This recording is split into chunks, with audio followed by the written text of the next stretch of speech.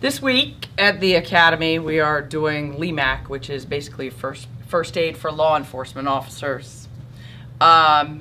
We take students and teach them the basics of first aid, which is CPR, bleeding and bandaging, gunshot wounds, trauma dressings, occlusive dressings, in the event that any of them are hurt in the line of duty. Each day, I do scenarios with all of these students so that we can reinforce what they've been taught during the day.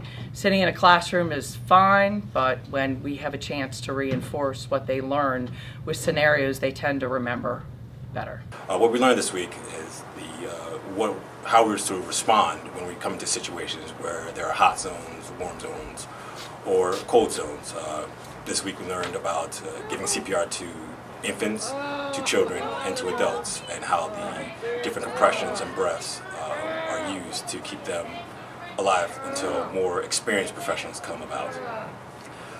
With this course this week, it helps us to become familiar with, as well as help to respond to these situations. So what happens is when we, through scenarios, this week Officer Sparks, along with Ms. Myers from Frederick County Police Department, has showed us through testing and through live scenarios how we are to evaluate ourselves as well as evaluate others and how we respond to the scenarios that we go through.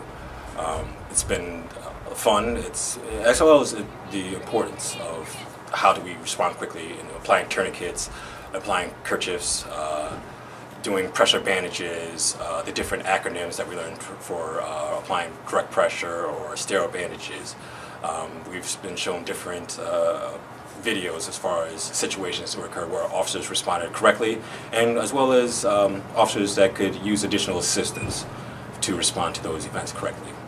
Some of the scenarios that we've gone through, we've chose different situations through actually our past experiences and scenarios here in the Academy. So we'll choose, say, a nightclub scene as a scenario where someone will pass out for a foreign gas, whether it be chlorine gas or maybe it was drug use. We've chose scenarios where there was a domestic situation, loud noise, so we're reporting to the loud noise, then we find there are people in the apartment in different states of distress.